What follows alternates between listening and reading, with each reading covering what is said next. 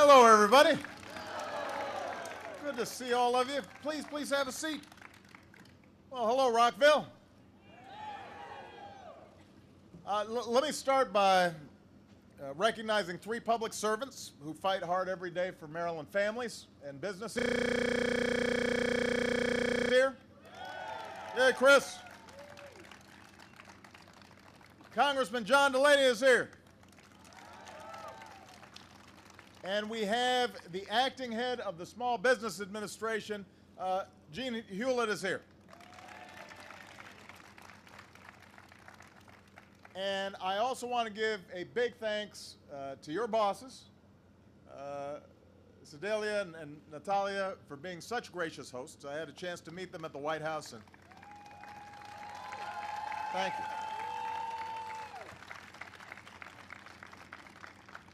Now I know where they got their good looks from, because I had a chance to meet Mom and Dad and their beautiful families, and so I'm so glad to be here. And I had a chance to learn a little bit about their story. So when their parents brought them from Portugal to America almost 40 years ago, no one in the family spoke a word of English. But that didn't stop their father, Manuel, and their mother, Albertina, from having a big dream, believing that if they worked hard, they could get ahead, and that even though they never had any schooling, maybe their daughters could go to college. Maybe in America, you could make it if you tried. That's what they believed. So they started their own construction company with a pickup truck and a wheelbarrow. And when Sedalia and Natalia turned 14, they began to help, cleaning tools, translating documents, and they became the first in their family to go to college. And after graduation, they started their own business, and later they bought the family business from their parents. So today, M. Louise Construction is a $60 million company with about 250 employees.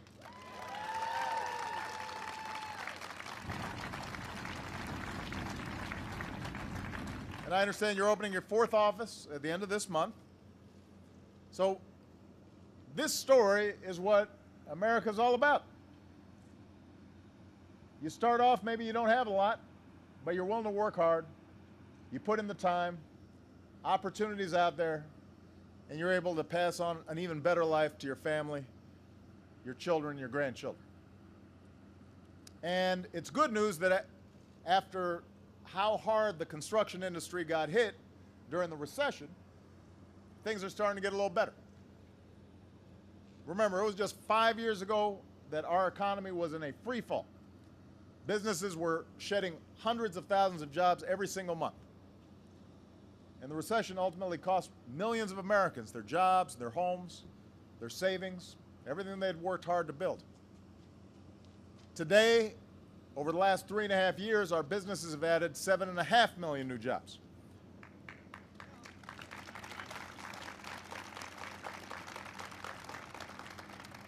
Our deficits are falling.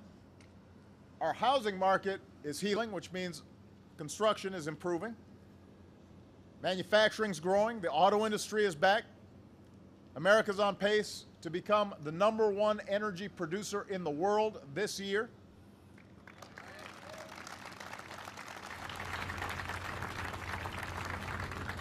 More small businesses have gotten loans so they can grow and they can hire, just like M. Louise did with the help of the Small Business Jobs Act that I signed 3 years ago. So that's part of what allowed this company to grow. So we still have a long way to go.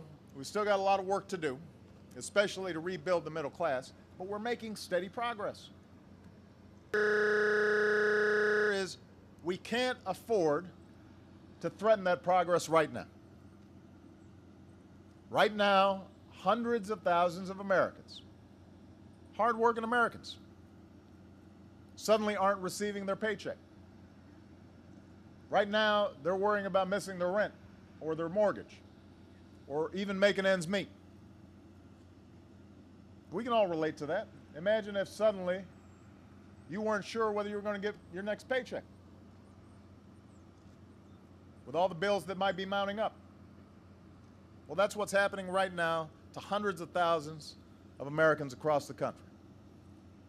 Companies like this one worry that their businesses are going to be disrupted because obviously, particularly in an area like Maryland, Virginia, where there are a lot of federal workers, you don't know how that's going to impact the economy. Veterans, seniors, women, they're all worrying that the services they depend on will be disrupted too. And the worst part is, this time, it's not because of a once-in-a-lifetime recession. This isn't happening because of some financial crisis. It's happening because of a reckless Republican shutdown in Washington.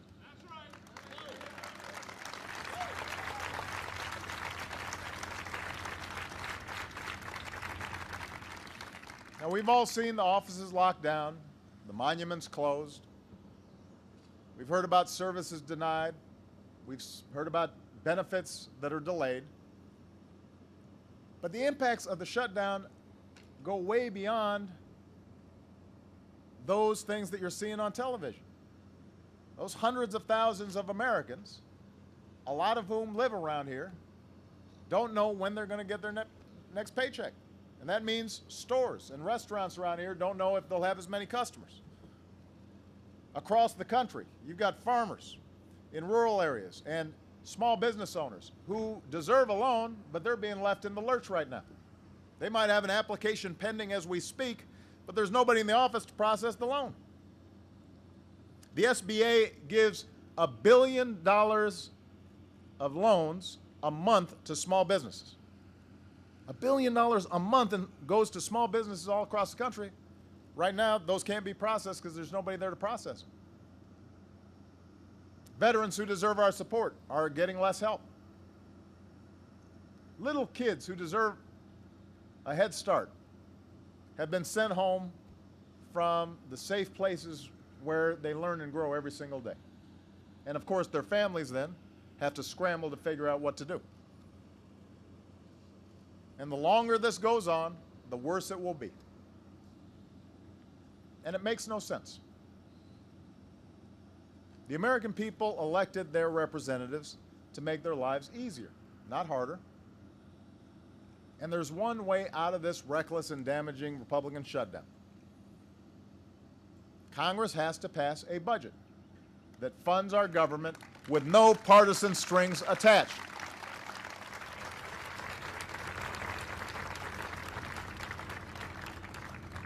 Now, I want everybody to understand what's happened, because sometimes when this gets reported on, everybody kind of thinks, well, you know, both sides are just squabbling. Democrats and Republicans, they're always arguing.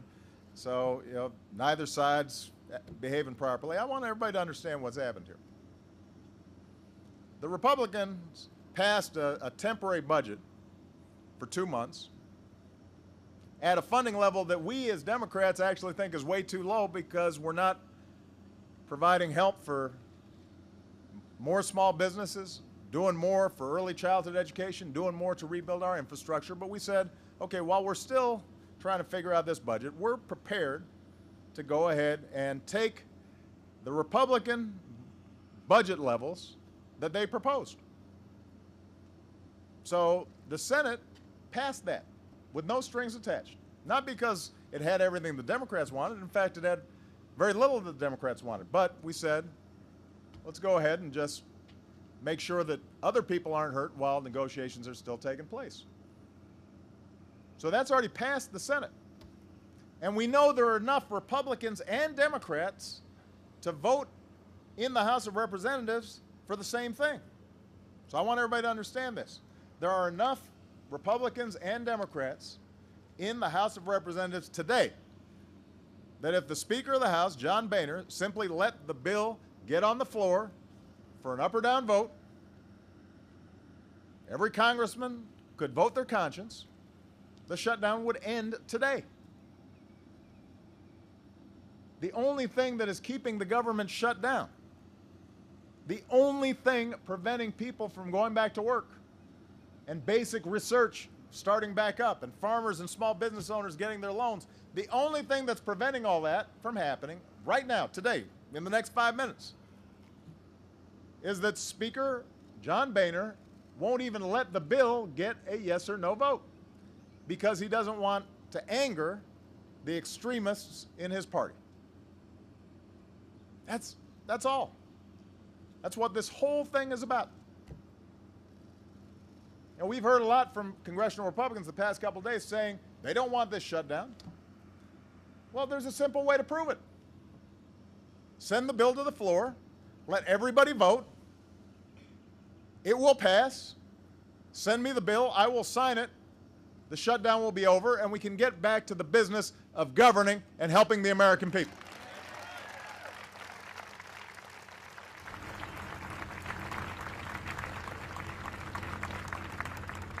Could happen in the next half hour.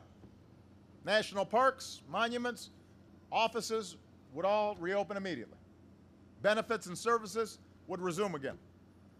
Hundreds of thousands of dedicated public servants who are worrying about whether they're going to be able to pay the mortgage or pay the car note, they'd start going back to work right away. So my simple message today is call a vote. Call a vote. Put it on the floor and let every individual member of Congress make up their own minds. And they can show the American people, are you for a shutdown or not? If you're not for a shutdown, you'll vote for the bill. If you're for a shutdown, you won't vote for a bill. We don't have to twist anybody's arms. But that way, the American people will be clear about who's responsible for the shutdown. Or, alternatively, more hopefully, they'd be clear that this is something that doesn't make sense and we should go ahead and make sure that we're looking out for the American people. It should be that simple.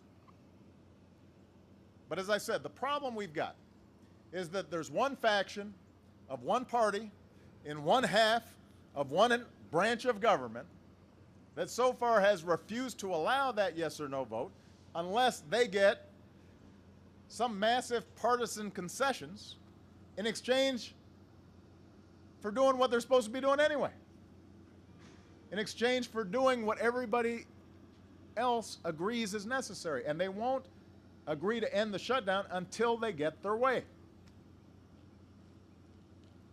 And you may think I'm exaggerating, but just the other day, one Tea Party Republican called the idea of a shutdown wonderful. Another said that a shutdown is exactly what we wanted. Well, they got exactly what they wanted. Now they're trying to figure out how to get out of it.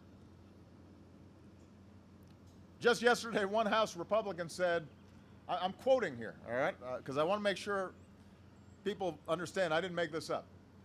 One House Republican said, we're not going to be disrespected. We have to get something out of this, and I don't know what that even is.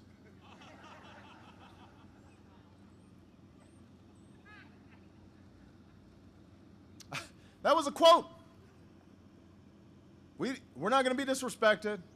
We got to get something out of this, and I don't know what that even is. Think about that.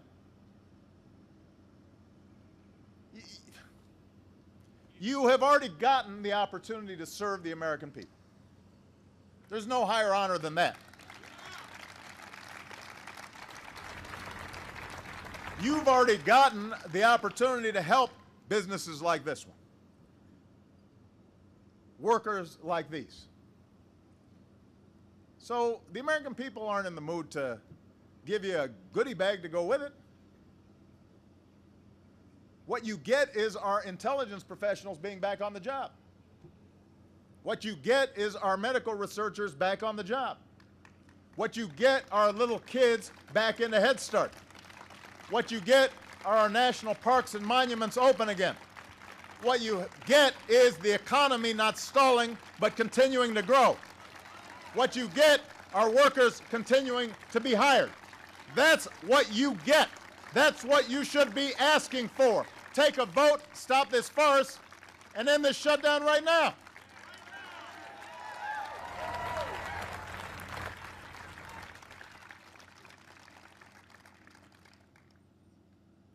If you're being disrespected, it's because of that attitude you got. That you deserve to get something for doing your job. everybody here just does their job, right? You don't, if you're working here and in the middle of the day you just stopped and said, you know what, I want to get something, but I don't know exactly what I'm going to get, but I'm just going to stop working until I get something, and I'm going to shut down the whole plant until I get something. You'd get fired. Right?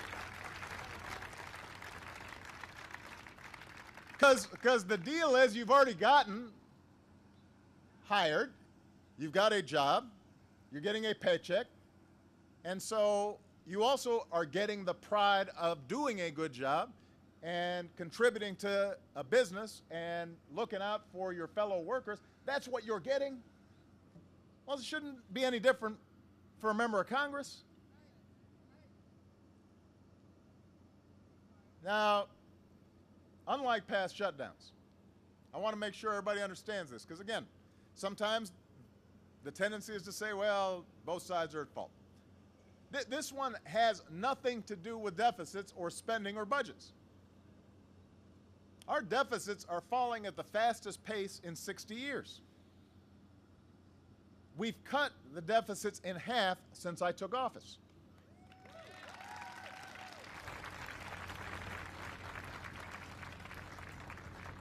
And some of the things that the Republicans are asking for right now would actually add to our deficits. Seriously.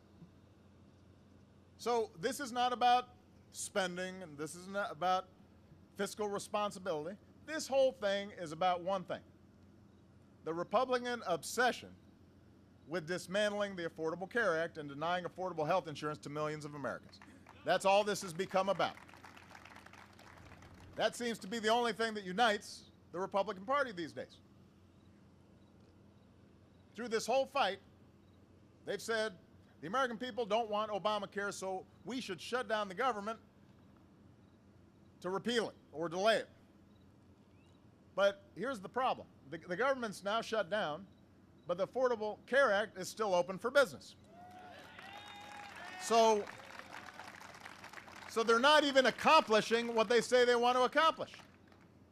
And by the way, in the first 2 days since the new marketplaces, basically big group plans that we've set up, first 2 days that they open, websites where you can compare and purchase new affordable insurance plans and maybe get tax credits to reduce their costs, millions of Americans have made it clear they do want health insurance.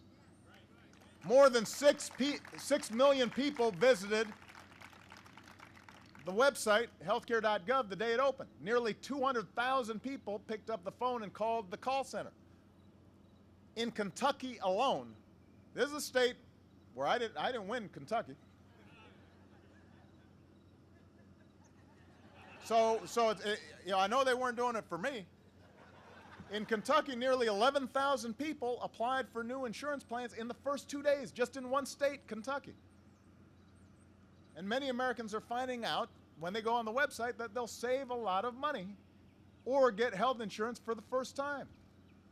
So I would think that if in fact this was going to be such a disaster that the Republicans say it's going to be, that it was going to be so unpopular, they wouldn't have to shut down the government. They could wait.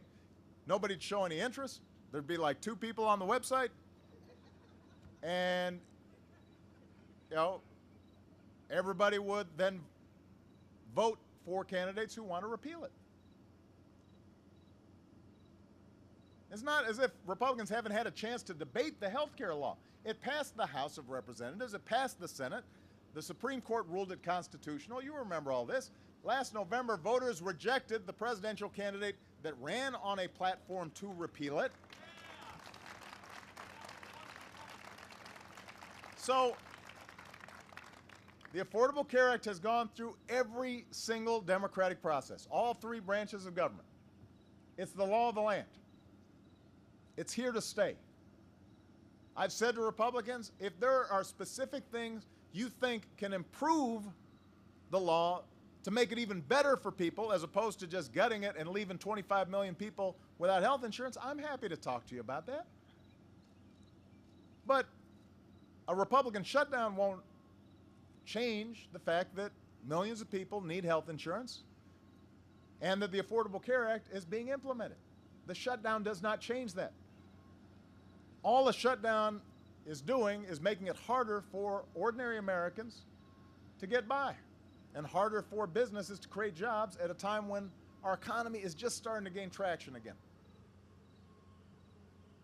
You've heard Republicans say that Obamacare will hurt the economy, but the economy has been growing and creating jobs. The single greatest threat to our economy and to our businesses, like this one, is not the Affordable Care Act. It's the unwillingness of Republicans in Congress to stop refighting a settled election or making the demands that have nothing to do with the budget. They need to move on to the actual business of governing. That's what will help the economy. That's what will grow the economy. That's what will put people back to work.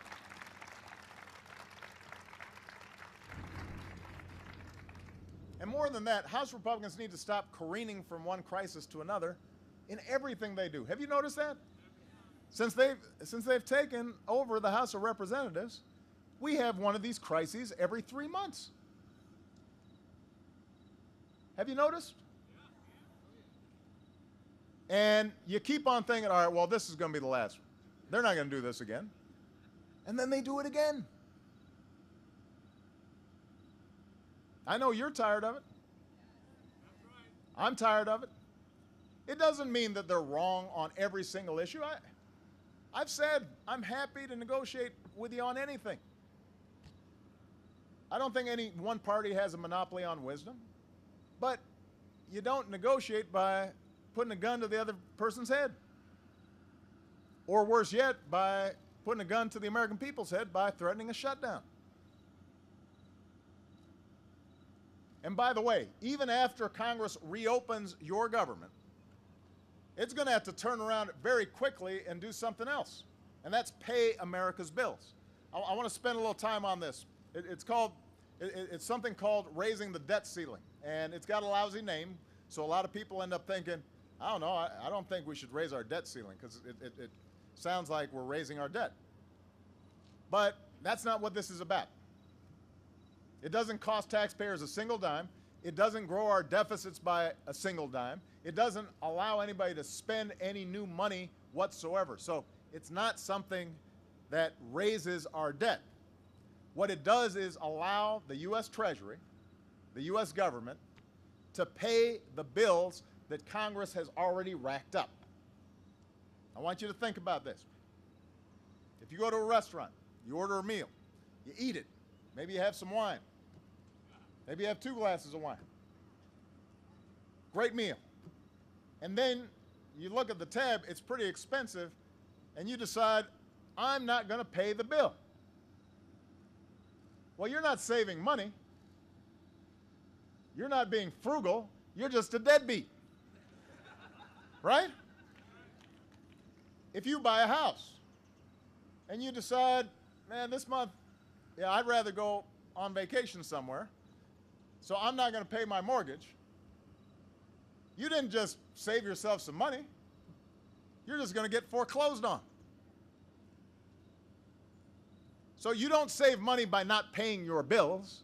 You don't reduce your debt by not paying your bills. All you're doing is making yourself unreliable and hurting your credit rating. And you'll start getting those phone calls and those notices in the mail.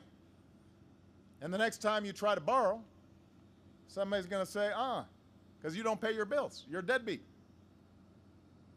Well, the same is true for countries. The only thing that the debt ceiling does is to let the U.S. Treasury pay for what Congress has already bought. That's why it's something that has been routine. Traditionally, it's not a big deal. Congress has raised it 45 times since Ronald Reagan took office. This is just kind of a routine part of keeping the government running. The last time the House Republicans flirted with not raising the debt ceiling, back in 2011, some of you remember this, our economy took a bad hit. Our country's credit rating was downgraded for the first time, just like you'd be downgraded if you didn't pay your mortgage.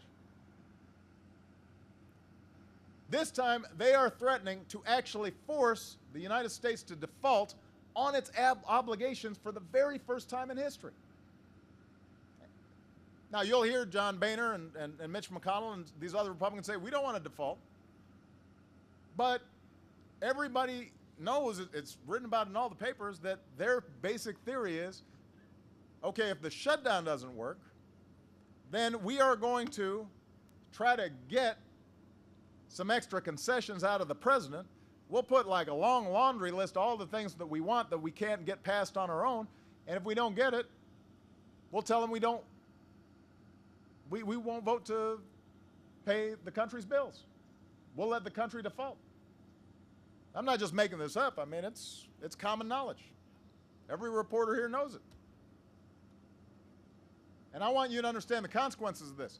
As reckless as a government shutdown is, as many people as are being hurt by a government shutdown, an economic shutdown that results from default would be dramatically worse. In a government shutdown, Social Security checks still go out on time. In an economic shutdown, if we don't raise the debt ceiling, they don't go out on time. In a government shutdown, disability benefits still arrive on time. In an economic shutdown, they don't. In a government shutdown, millions of Americans, not just federal workers, everybody faces real economic hardship. In an economic shutdown, falling pensions and home values and rising interest rates on things like mortgages and student loans, all those things risk putting us back into a bad recession, which will affect this company and those workers and all of you. That's not my analysis. That's every economist out there is saying the same thing. We've never done it before. And you know, the United States is the center of the world economy, so if we screw up, everybody gets screwed up. The whole world will have problems. Which is why generally nobody's ever thought to actually threaten not to pay our bills. It would be the height of irresponsibility. And that's why I've said this before. I'm going to repeat it. There will be no negotiations over this. The American people are not pawns in some political game. You don't get to demand some ransom in exchange for keeping the government running. You don't get to demand ransom in exchange for keeping the economy running. You don't get to demand ransom for doing your most basic job. And the sooner that the Republicans in Congress heed the warnings, not just of me or Democrats like Chris and John, but heed the warnings of the Chamber of Commerce and CEOs and economists and a whole lot of Republicans outside of Congress. They're all saying, do not do this. They're all saying to Congress, do your job. And the sooner you do your job, the less damage you'll do to our economy and to businesses like this one. So pass a budget, end the government shutdown. Pay our bills, prevent an economic shutdown. Just vote and end this shutdown, and you should do it today so we can get back to growing this economy, creating jobs, and strengthening our middle class.